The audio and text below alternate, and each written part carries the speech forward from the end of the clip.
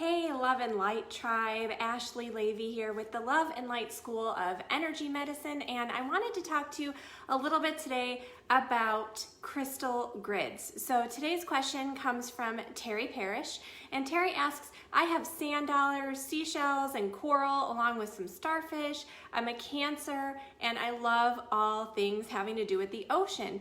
Is it okay to incorporate these things into my crystal grids? So the short answer is yes, absolutely. And in fact, when you're making crystal grids, we're bringing together the energies of crystals and sacred geometry. But because crystal grids are really about letting your intention shine through, one thing that's really important to know is that incorporating personal items that further define your intention and your purpose, can be really beneficial to the overall energy that you're trying to create with your grid.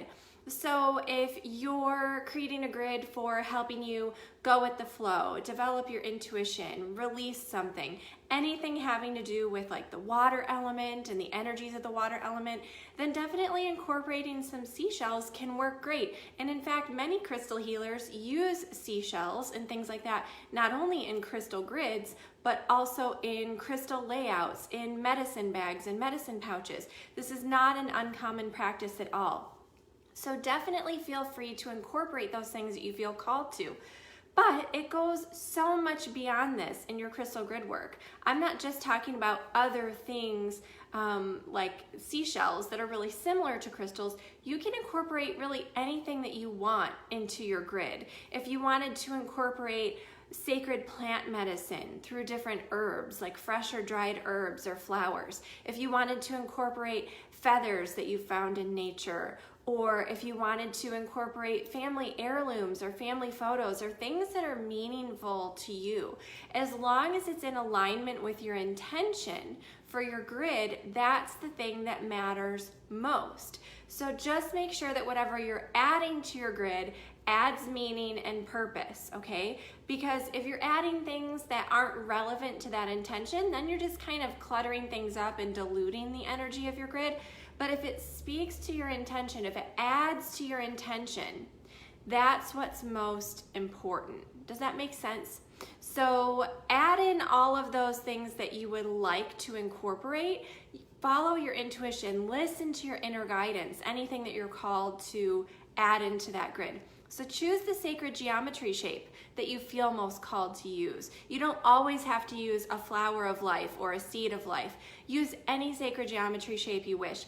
Or do your grid a little bit more freeform. Let your intuition completely guide you. I know a lot of times when we talk about crystal grids, we mean putting crystals in a pattern of sacred geometry.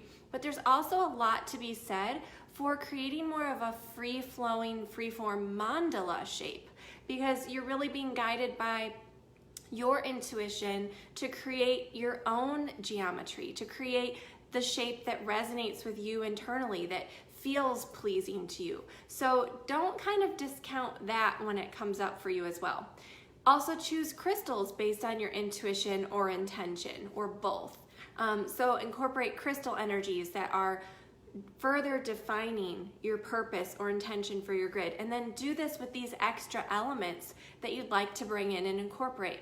Now I got a second question about crystal grids that I thought I would answer in the same video, and this question came from someone in our Ask Me Anything series who said, a neighbor and I both want to create a crystal grid and we want to link the energies of these grids together. So they didn't say specifically what this grid was for, but I was imagining maybe for something like protection. If you're trying to link the energies of two grids, here's kind of a cool technique, and I'm going to tell you some other ways to use this same technique. Each person can build their grid. So create your grid, and I think it's great if the grids match, but they don't have to match. They don't have to be the same. They don't have to use the same stones or the same geometries. If you have the same intention and each person creates a grid that resonates with them, that's fine.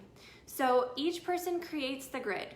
Each person activates the grid, which means energetically linking together all of the crystals in that grid so that they work for a higher purpose, so that they are connected in a deeper way, and so that the sum of their energies is greater than their individual energies combined.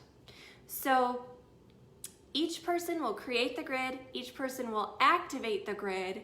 Then this is where you can link the two grids together, and this is a really simple step.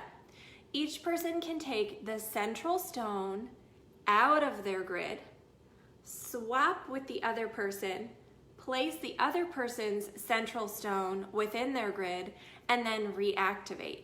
Now these two crystal grids are in sync. They're working for one common purpose. They're working together in harmony, and they're creating larger energy. And if you wanted to do this with 3 people, then person 1 would send their central stone to person 2 would send their central stone to person 3 would send their central stone back to person 1. So you can do this with an innumerable number of people, and it's really cool to have larger group grids like this. So when you swap these central stones, the energies of those grids can become connected.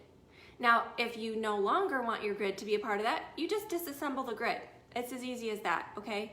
You deactivate the grid. Really, really easy. So this is a cool thing that you can do. Now, this is similar to something I teach in my Working with Crystal Grids class, where we actually create crystal grids. Say you wanted to create a crystal grid for protection for all the members of your family. Well, you can create a grid for protection of your family. You can place one crystal for each member of your family inside of the grid and activate it so that those crystals are in there and they become activated to that energy. Then you take them out, you reactivate the grid, and you give each person one of those crystals that was activated within the grid. Now they're all connected to that energy. Everyone's connected to that energy of the grid that you've created. So that would be another way that you could do this if you didn't necessarily want to give away the stone that you created your grid with to link together with somebody else. You could just add an extra stone in, activate, take it out, reactivate, and then give that extra little stone to the other person, and they could pop it inside their grid as an extra crystal right next to the central or anchor stone of their grid, and then they would do the same for you.